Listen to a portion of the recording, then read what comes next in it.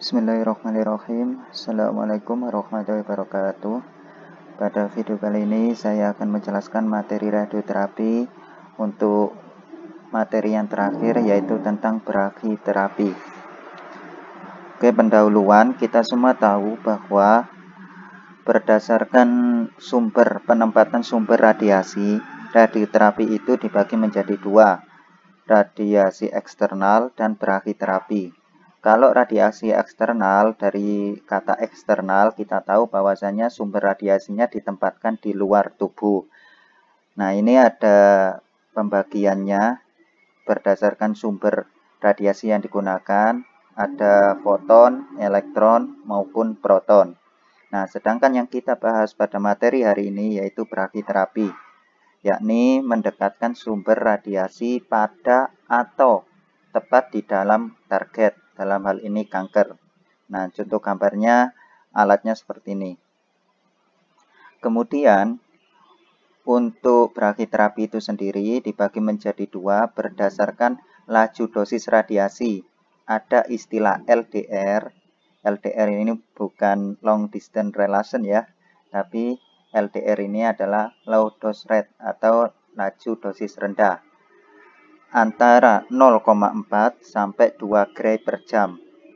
Nah, kemudian yang satunya ada HDR atau high dose rate, laju dosis tinggi, antara 12 sampai 150 gray per jam. Nah, secara sekilas bentuk alatnya sama ya, LDR sama HDR, cuma laju dosisnya yang digunakan berbeda. Untuk sumber radioisotopnya biasanya kalau LDR menggunakan cesium, kalau HDR biasanya menggunakan iridium 192.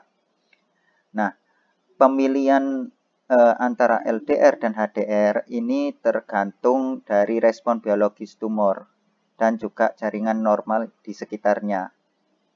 Itu ya. Jadi menggunakan LDR ataupun HDR itu tergantung respon biologis tumor dan jaringan normal di sekitar kanker.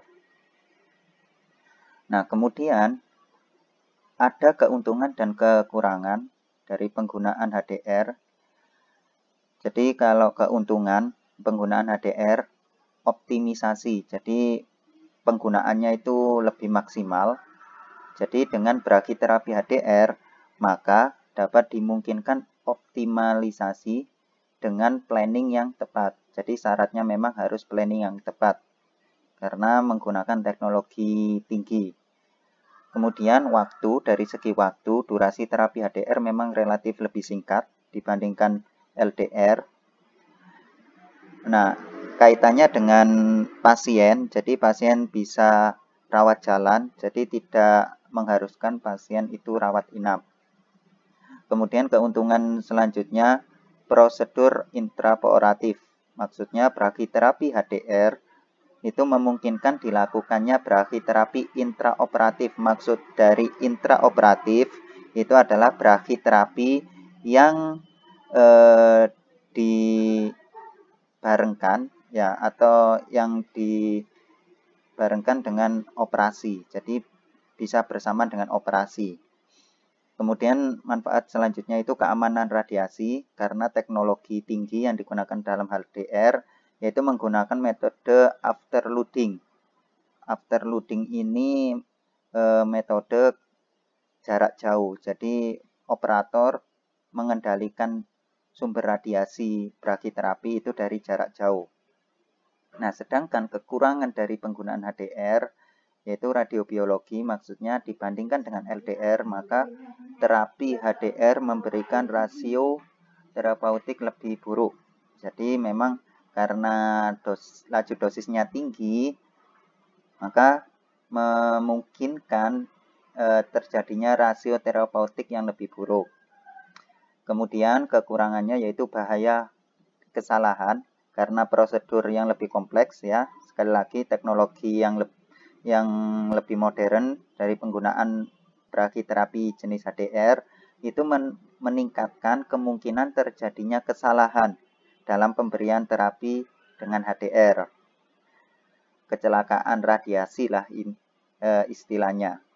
Kemudian untuk kekurangan yang selanjutnya, potensi terjadinya paparan dosis yang sangat tinggi, ya, karena HDR menggunakan laju dosis tinggi, yaitu dapat memberikan paparan sebesar 7,4 gray per menit dalam 1 cm terhadap pasien. Jadi kalau tadi laju dosisnya itu per jam, nah ini kita tuliskan 7,4 gray per menit pada kedalaman 1 cm terhadap pasien.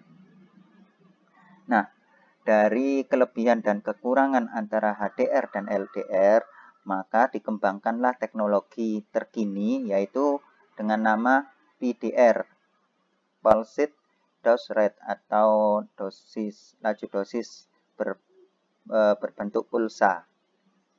Ya, jadi PDR ini dikembangkan untuk mendapatkan efek biologis yang menyerupai LDR, yang memang kita tahu sangat minim untuk efek biologisnya, tetapi juga mengambil keuntungan teknologi dan optimisasi dari HDR. Jadi optimal penggunaan teknologi brachytherapy itu mengambil keuntungan dari HDR. Jadi keuntungannya seperti HDR, kerugiannya seperti LDR. Itu yang dikembangkan PDR ini. Kemudian laju dosis seperti HDR, tetapi jadi ya laju dosisnya itu seperti HDR, tetapi digunakan per fraksi. Nah, kalau HDR itu sekali pemberian, nah kalau PDR itu diberikan dengan beberapa fraksi yang kecil, antara 50 sampai 60 cm yang diulang setiap 1 jam sampai dengan 4 jam. Jadi setiap 1 jam, setiap 1 jam kemudian itu diberi paparan. Jadi seperti berpulsa gitu ya. Tuh. Nah, kemudian untuk sumber radiasi yang digunakan itu banyak ya. Tapi yang sering digunakan itu adalah kobalt 60, cesium 137, dan iridium 192. Pemilihan radioisotop ini melalui beberapa pertimbangan. Yang pertama, ketersediaan di alam. Nah, ketersediaan di alam itu mengikuti dengan harga. Kalau iridium ini, kenapa digunakan iridium meskipun waktu parunya pendek? Nah, digunakan iridium karena ketersediaannya di alam itu melimpah dan harganya itu relatif murah. Dan juga iridium memiliki rentang energi yang banyak, ya, mulai dari 0,136 sampai 1,06. Nah, kemudian kobalt sama cesium kenapa digunakan? Karena waktu parunya lama. Itu ya, jadi pertimbangannya itu. Kemudian untuk teknik dari brachytherapy itu ada dua, intrakaviteri dan intersisial. Nah, kalau intrakaviteri ini dari kata kontak terapi. Jadi intrakaviteri itu kontak terapi radiasi di mana diberikan radiasi dengan memasukkan aplikator.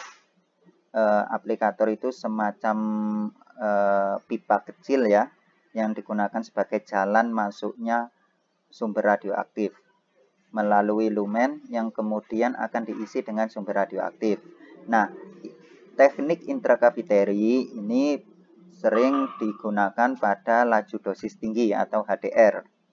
Kemudian yang intersisial yaitu cara pemberian radiasi dengan melakukan implantasi menggunakan jarum. Nah, ada kata jarum ya, kalau intersisial ini melakukan implan. Jadi diimplan, ditanamkan sumber radioaktifnya melalui bantuan dari jarum atau kateter plastik, ya, yang kemudian diisi dengan sumber radioaktif. Nah, untuk intersisial ini banyak digunakan dalam metode LDR jenis laju dosis rendah. Itu ya. Nah, ini ada gambar yang atas ini menunjukkan HDR atau intrakaviteri. Nah, ini yang saya maksud tadi, aplikator yang ditanamkan, yang tanamkan di dekat kanker dan dihubungkan ke kateter ya, dihubungkan ke alat HDR, alat brachytherapy HDR untuk memasukkan sumber radioaktif. Oke ya. Nah, bedakan dengan yang intersisial atau LDR. Nah, ini kalau intersisial radioaktifnya ditanamkan dengan mengikuti geometri dari kanker itu sendiri. Oke ya, dibantu dengan jarum ya untuk memasukkan mengimplan dari sumber radioaktif. Itu ya. Kemudian untuk metode pemberian radiasinya itu ada dua, manual dan afterloading. Nah, ini tadi yang disebutkan di awal, afterloading. Kalau manual ya berarti sumber radiasi dimasukkan langsung ke dalam target. Seperti ini ya. Terus untuk afterloading, pemasukan sumber radiasi diatur secara kendali jarak jauh ke dalam aplikator yang telah ditempatkan sebelum ke dalam target. Jadi seperti yang saya jelaskan di awal, dia menggunakan aplikator ya, aplikator yang dipasang sebelum dilakukan treatment ya. Kemudian setelah itu disambungkan ke alat brachyterapinya melalui kateter dan dikendalikan dari jarak jauh. Itu untuk afterloading. Biasanya afterloading ini digunakan untuk sumber untuk laju dosis tinggi atau HDR. Karena paparan laju dosis tinggi maka sangat diperlukan metode afterloading untuk meminimalkan paparan radiasi ke operator. Kemudian untuk tahapan, secara garis besar tahapan yang dilakukan brachytherapy itu sama ya, hampir sama dengan radioterapi eksternal. Jadi diawali dengan pemeriksaan klinis dan juga pengambilan citra dari kondisi tumor untuk menentukan posisi dan bentuk tumor. Setelah itu penempatan aplikator. Jadi sumber aplikator ditempatkan dalam tubuh dengan pencitraan. Biasanya itu dibantu dengan ultrasound untuk memastikan posisi aplikator yang benar. Seperti ini. Jadi tandem. Nah, ini aplikator ya, aplikatornya. Dan di ujung aplikator ini biasanya itu ada ultrasound untuk mengambil citra yang berguna atau yang bertujuan sebagai untuk membantu jalan masuknya aplikator. Kemudian setelah itu aplikator terpasang, baru diambil citra lagi, pengambilan citra secara 3 dimensi dari pasien dan aplikator untuk rencana TPS. Nah, ini bentuk dari citra setelah dipasang aplikatornya. Nah, ini yang kelihatan aplikatornya. Setelah diambil citra secara 3 dimensi, selanjutnya dilakukan treatment planning system, yaitu perhitungan dosis, terus contouring, dan visualisasi 3 dimensi untuk rencana treatment. Selanjutnya treatment, pemberian paparan, pengiriman sumber radiasi ke lokasi treatment. Nah, oke, sebelum saya tutup, ini ada video dari mahasiswa UI untuk pembelajaran treatment planning system di brachytherapy jenis HDR. Oke, saya ucapkan selamat menonton dan sebelumnya saya akhiri. Wassalamualaikum warahmatullahi wabarakatuh. Halo, kembali lagi ke video peraga terkait dengan praktikum treatment planning system. Di video kali ini kita akan melakukan praktikum untuk planning brachytherapy high dose rate, terutama untuk kasus kanker cervix dengan citra 3 dimensi. Jadi alurnya adalah pasien telah dimasukkan aplikator atau telah dipasang aplikator dan telah dilakukan CT scan ke pasien tersebut. Untuk masuk ke brachytherapy planning, kita masuk ke quick link, lalu treatment planning dan brachytherapy planning. Ini adalah user interface-nya, kurang lebih sama seperti external beam planning karena di sini adalah 3 dimensi nantinya. Type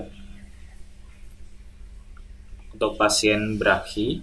Jadi ini adalah pasien yang tidak aktif juga yang diberikan contoh oleh varian. Di sini nama pasiennya itu adalah Sagiplan 2RT, dan di dalamnya sudah ada contouring, yaitu ada bladder, ada body, normal tissue, PTV, dan juga rectum.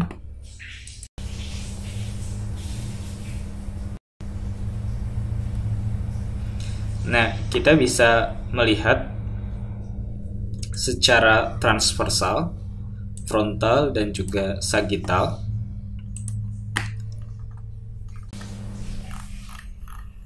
Yang pertama kali kita lakukan, seperti halnya di external beam planning, kita insert course-nya dulu. Dimana course-nya itu saya type di sini adalah Praga.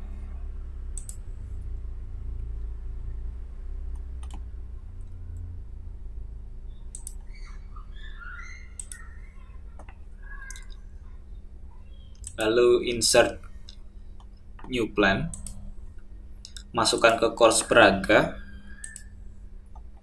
lalu PTV-nya, targetnya itu di PTV tentunya, reference point-nya juga di PTV, dan akan muncul plan property seperti ini. Kita namakan plan-nya itu adalah misalkan contoh brachy.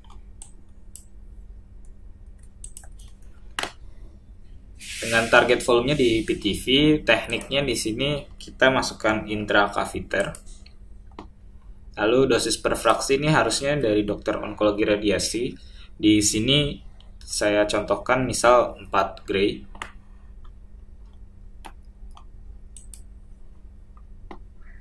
Oke.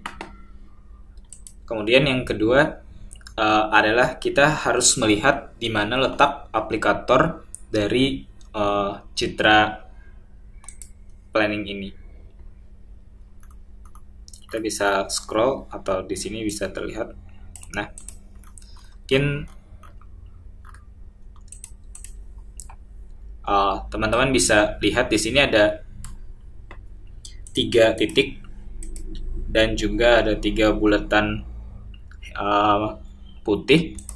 Itu adalah aplikatornya, di mana aplikator yang digunakan adalah satu aplikator tandem dan 2 ovoid di kiri kanannya. Jadi di sini ada 3 aplikator yang digunakan. Bisa juga kita melihat dari arah sagittalnya. Yang tandem jadi dia terlihat lebih jelas, dan misalkan di arah frontalnya kita dapat melihat ovoidnya yang lebih jelas. Walaupun lebih jelas seperti ini, tetapi ada beberapa track yang agak tidak terlihat seperti dalam hal ini. Di sini ada bagian hitam-hitam, yaitu bagian di dalamnya, track di dalamnya. Untuk itu kita bisa melakukan modifikasi sedikit di image DICOM ini, image citra pasiennya, dengan menggunakan rotate display. Jadi di rotate display ini saya berusaha untuk meratakan ke 3 titik di sini. Di sini ada ovoid di kanan, ovoid kiri dan juga tandemnya.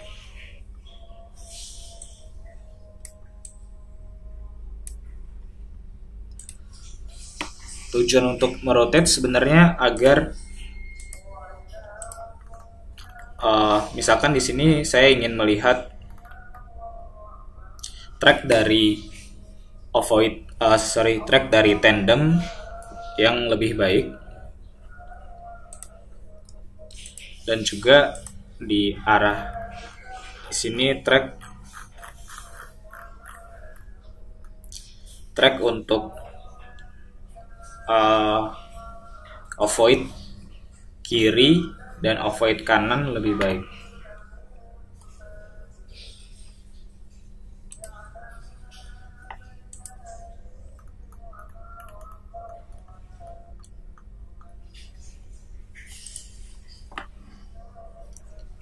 Setelah dilakukan modifikasi rotation sedikit, kemudian kita masuk ke insert,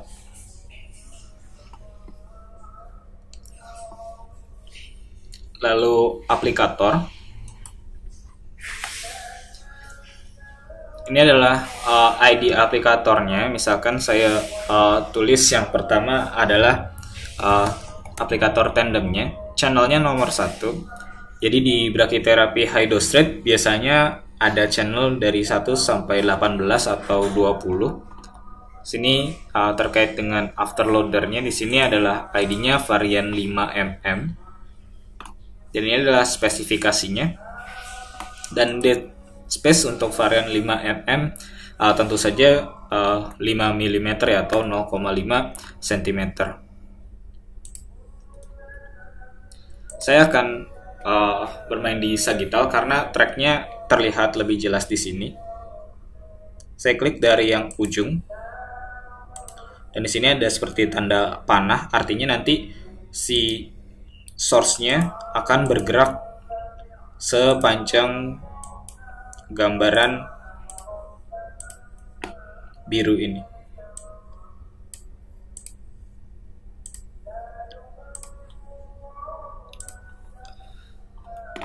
Setelah satu selesai, kemudian kita lanjutkan ke dua aplikator lainnya, yaitu ada aplikator ovoid kiri dan kanan. Masuk lagi, insert new aplikator, ovoid kanan.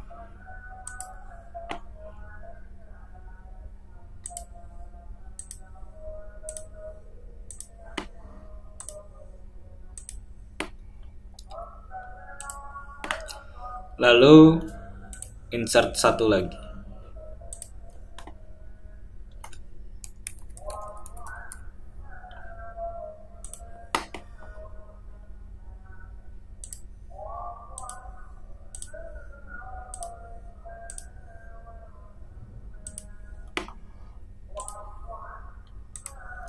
Oke, setelah kita lakukan insert dari aplikatornya, jadi di sini akan terlihat track-tracknya nantinya, si sumbernya itu akan bergerak kemana.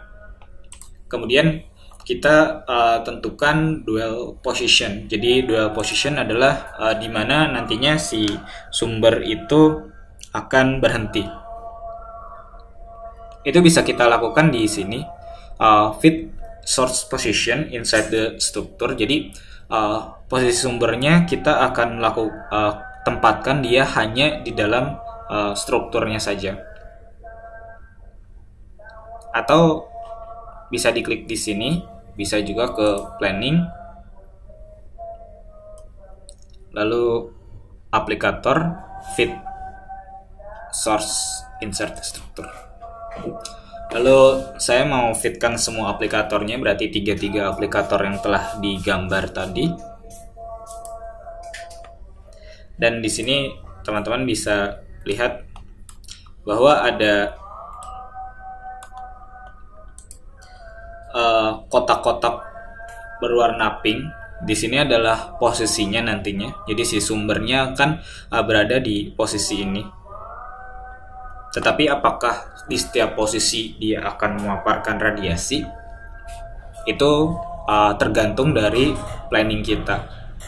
Di perencanaan 3 dimensi brachytherapy, konsepnya sudah seperti IMRT, jadi inverse plan. Jadi kita tidak perlu lagi melakukan, misalkan di posisi pertama ini saya mau kasih 2 menit seperti itu.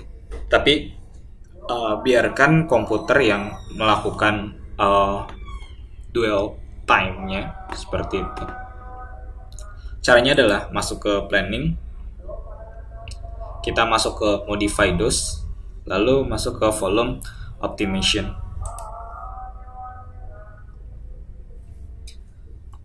Kita ingin melihat bagian yang PTV, jadi checklist PTV-nya. Lalu objektifnya kita masukkan upper and lower. Ini adalah desire dari dose-nya atau prescribed dose-nya 4 gray.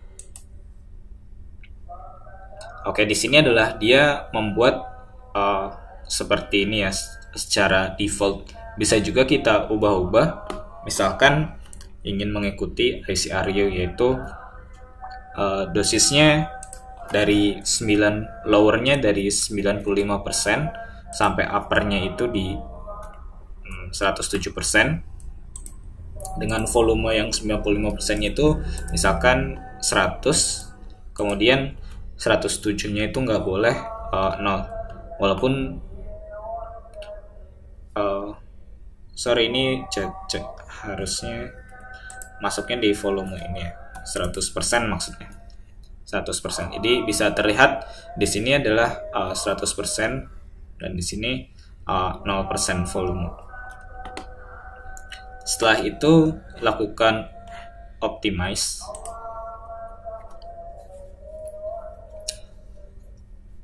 Walaupun sebenarnya tidak akan mungkin mendapatkan dosis yang kurang dari 107. Di sini optimization-nya komplit. Kenapa saya bilang nggak mungkin? Karena deposisi energi di PTV yang sangat dekat dengan sumber itu pasti sangat tinggi sekali. Nih, saya lakukan OK. Tadi saya maximize karena klik OK-nya itu tidak terlihat di display. Kemudian di sini kita lihat sekarang ada yang pink, ada yang hijau. Itu jadi di sini adalah bagian yang hijaunya, bagian yang memaparkan radiasi. Bagaimana saya ingin lihat bagian yang memaparkan radiasi atau yang enggak? Itu bisa kita masuk ke window, terus dual control window.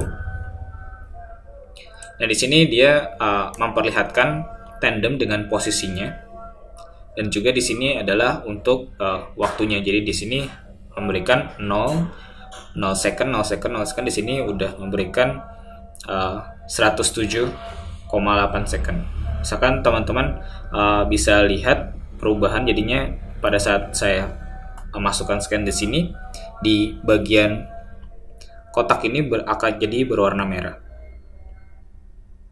Lalu ini adalah bagian yang biru tadi berwarna merah, warna merah. Jadi yang bagian garis kotak-kotak biru itu adalah posisi di mana sumber memaparkan radiasinya. Maksudnya berarti di dalam posisi itu dia itu dibuka seperti itu atau didiamkan selama 10,4 detik, misalkan di posisi 123,2 cm ini. Seperti itu. Tapi bisa teman-teman lihat bahwa distribusinya memang mencakup cukup baik ke dalam PTV-nya, tetapi dia juga masuk ke dalam organ sehatnya. Sementara untuk brachytherapy yang kita harus report adalah dosis 2 cc dari setiap organ etris itu tidak boleh mendapatkan nilai 100% dosis. Jadi kita bisa melakukan modifikasi berkas. Cara untuk memodifikasi berkas di brachytherapy ini cukup mudah, yaitu kita masuk ke dose scaler. Di sini saya akan memperlihatkan lagi terkait dengan dua kontrolnya ya.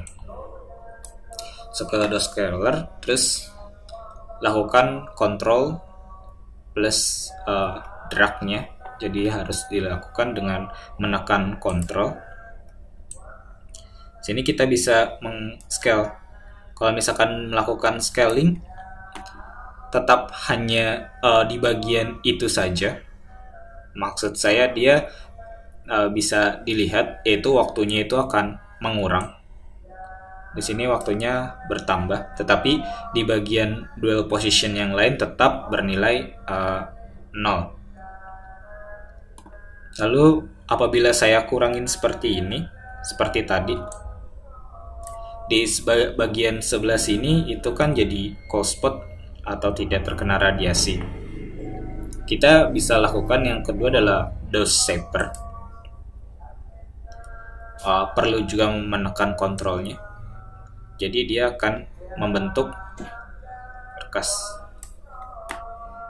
Di sini bisa terlihat bahwa sekarang posisi di 127,2 di sini memberikan radiasi juga sebesar 6,5 second.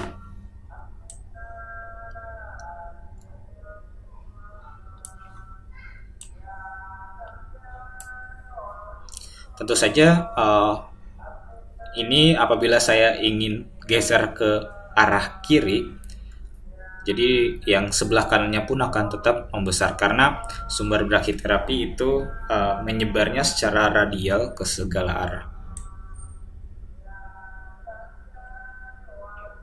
Jadi tetap harus diperhatikan ya.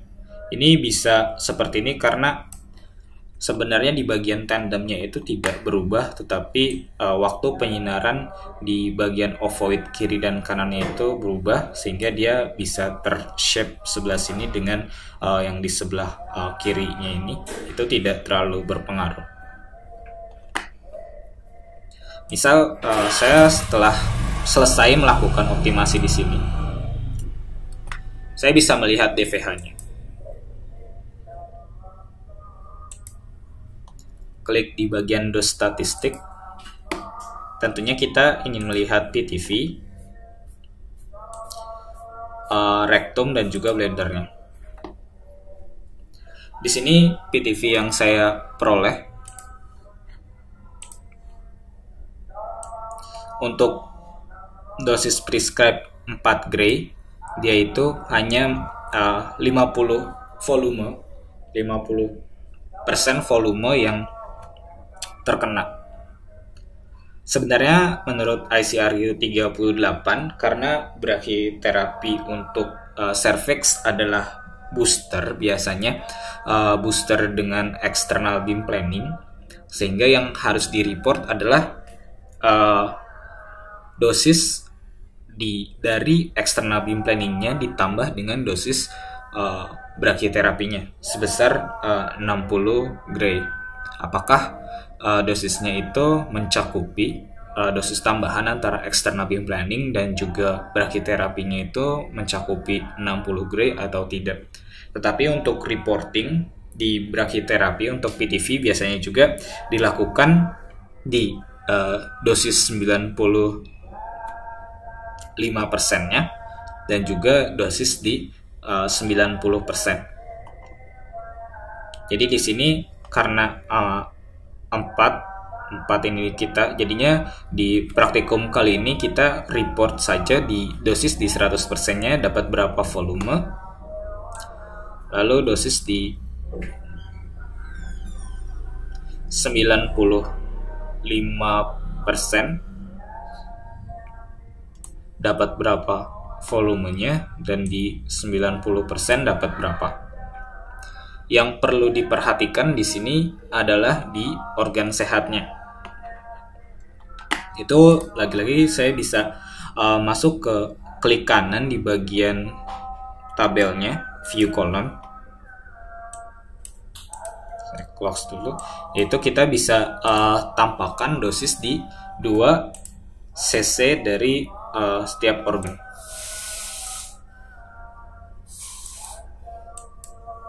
Jadi seperti ini. dan dia akan tampak muncul gambar yang data di kolom ini.